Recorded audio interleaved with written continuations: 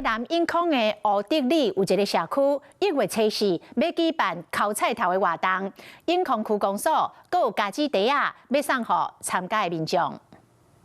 伫咧台南永康乌德里里长陈美苗伫咧社区，家己种1分地的菜头，经过60多天的建造含烤草，现场会当看到菜头已经通头出来。去年有拄着落雨，去年的菜头有较大条，今年的菜头，虽然无大条，毋过嘛是真水哦。 早期永康侪人种菜头，毋过经由农业时代演变到即马工商时代，种菜头的人开始渐渐变少。真感谢。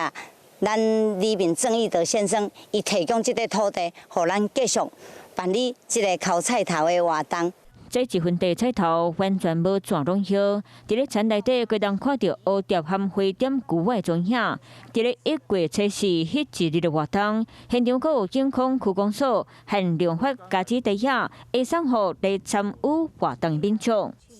Hello， 我是庄慧琪。想要抢先掌握最及时的新闻资讯吗？赶快订阅、按赞、开启小铃铛，锁定华视新闻 YouTube 频道。